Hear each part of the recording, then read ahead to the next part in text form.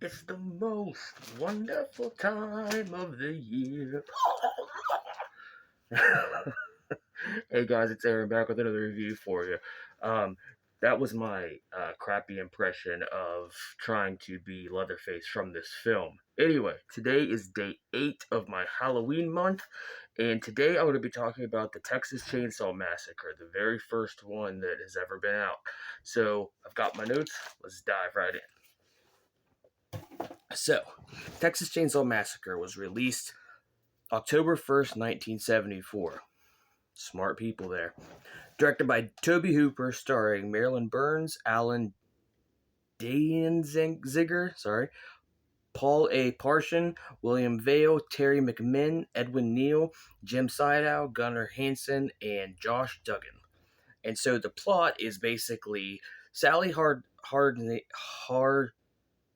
Hardesty and her paraplegic brother and their friends they visit the graves of the Hardesty's grandparents to investigate after repeats of vandalism and grave robbing. And so then they go to check out that, make sure everything's okay. But then while they're there, they encounter a hitchhiker, which, I don't think it was as taboo as it was to pick up a hitchhiker back then.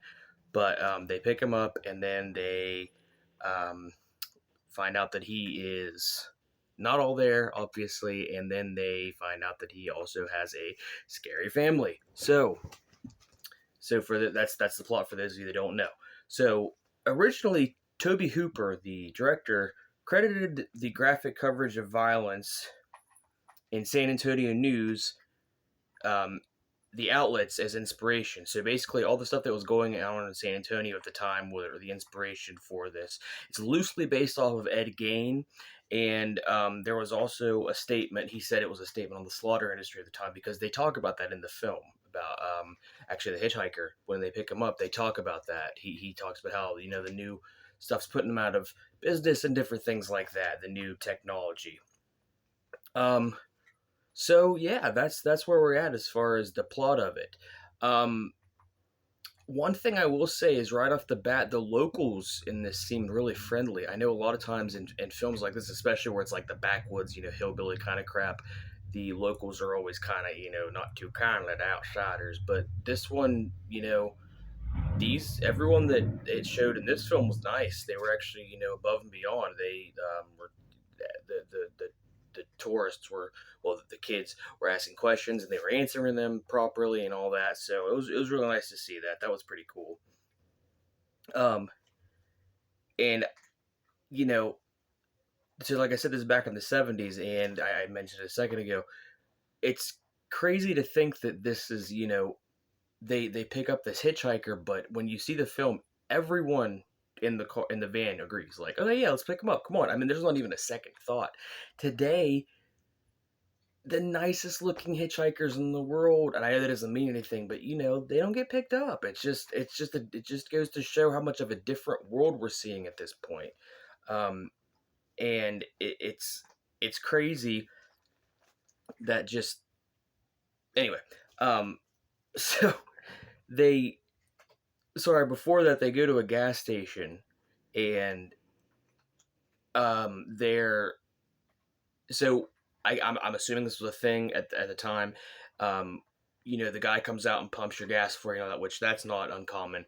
But every time the dude that ran it would come out to pump the gas, there was a guy with the squeegee thing that would follow behind him, and he would be every time he'd go out there, he'd start every time the gas station would go out.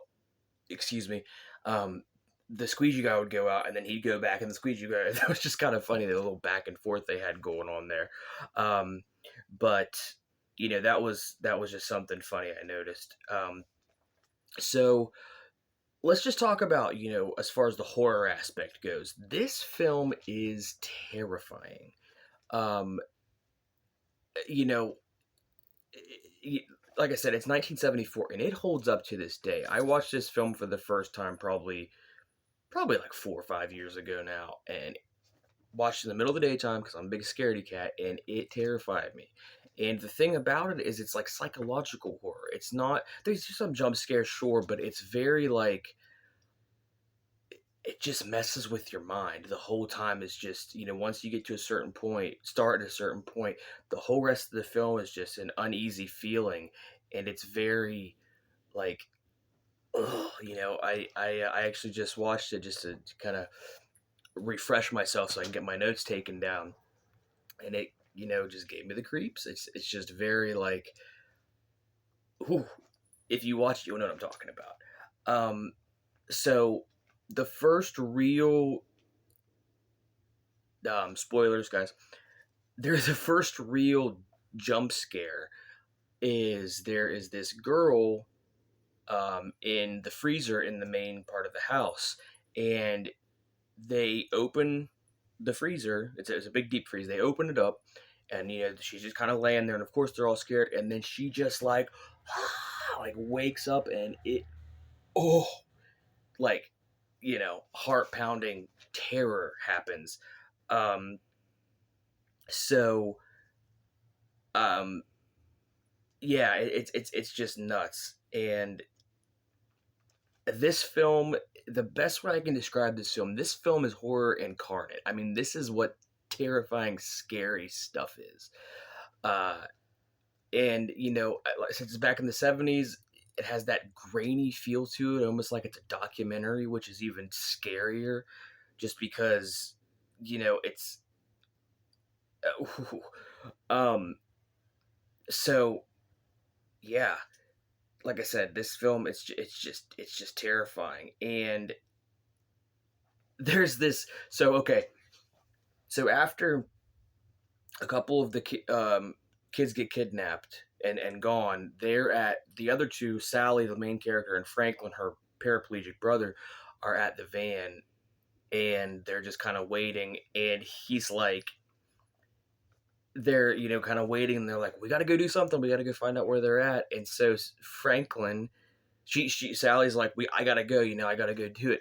And Franklin's all like, oh, Sally, I'll go with you.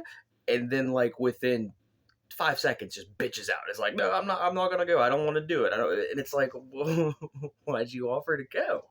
Um, but yeah, I just don't.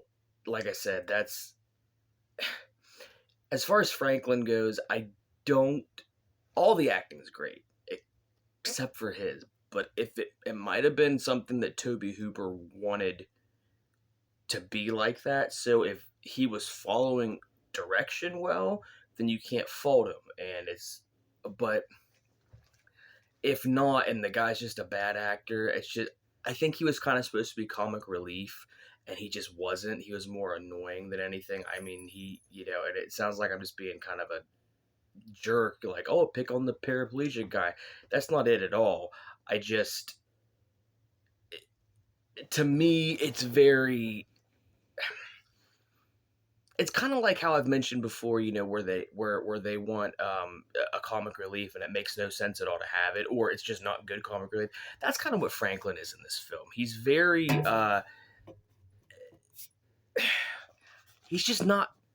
I never found him funny, even from the first time I watched it. I never found him funny. I just kind of thought he was annoying the whole time, and he's kind of just a burden, and not because he's in a wheelchair. Like, don't get me wrong, I'm not saying it like that. It's just because he's just a Debbie Downer too. And I get it. It's probably hard, for him living in the wheelchair, that whole thing, I'm sure. But it's just, he doesn't explain that's why he is the way he is. So it just comes across as he's just kind of a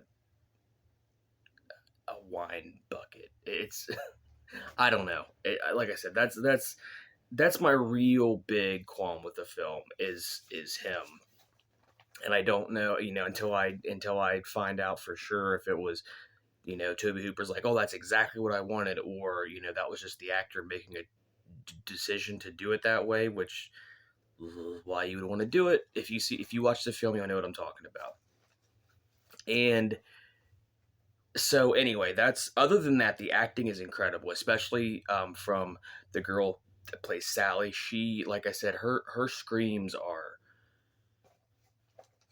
they always, I remember this I can't remember if it was a Watch Mojo video, like a YouTube video or something like that, but it was like, the horror film like girl screams, like the top 10 or something like that. And I'm pretty sure it was number one, but I hadn't seen the film at the time, so I was like, okay, it seems kind of messed up or whatever. But then you watch the film and it's like it's really, it's just unnerving. It really is. Um, you can't, and that's the thing too. You can't escape it. That okay. So let's go to where everyone probably knows the biggest. For those that have seen the film, at least in my opinion, the biggest just ooh, moment is the dinner scene. And so they the guy who is the sheriff is working with Leatherface the whole time. Spoilers, working with Leatherface the whole time, and the hitchhiker and all that. So you find that out, and then he ends up taking Sally. He kidnaps Sally and takes her to the house, and they're all getting ready to have dinner. And the whole time she's screaming, and like I just mentioned, her scream is incredibly, it's perfect for horror film, and it is just, it's one of those screams that like, it's just grating on you, not in the annoying sense, but it's just torturous to listen to her being tortured. It's oh, um, so we get to the dinner scene, and like I said, she's screaming the whole time and begging for her life and just let me go and all this kind of stuff. And so not only is that not happening, she is being made fun of. They're laughing at her and all this stuff, and just, and so we find out that the hitchhiker from the beginning of the film is actually Leatherface's brother, I believe, and their grandpa's there, and presumably the sheriff is their father. I don't remember if it actually said or not, but that's just presumably that's who he is. And they're picking on the sheriff father because he doesn't like to kill. He is just, as the hitchhiker says, he's just the cook. And so they're just, it's insane because they're just having a normal family discussion dinner while this is going on, while this girl, while Sally is in the chair tied up at the end of the table just screaming for her life the whole time, until finally they kind of gag her a little, and it's just, it's terrifying and heart-wrenching and disturbing and disgusting. And I mean, as far as mainstream, I guess you could consider this a mainstream film. As far as mainstream films, this is absolutely one of the most disturbing ones, period. And, you know, some people will be like, well, it's not really a horror film because it's just disturbing or what, I don't know if you would make that argument, but I've heard that a couple times. And it's like, well, that's horror, man. Something that unnerves you, or, it doesn't have to be necessarily unnerving you, just something that maybe challenges you, to think outside the box, or, but, just different things. Horror can be all kinds of stuff. But for this one specifically, this is the most psychologically mess with your mind horror film that I've ever seen to this day.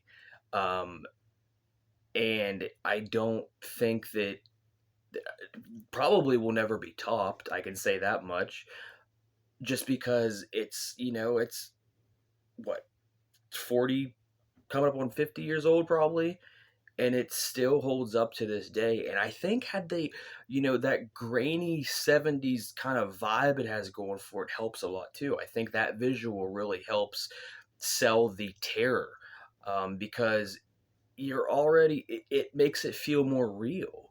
And the way that the film was shot, it almost,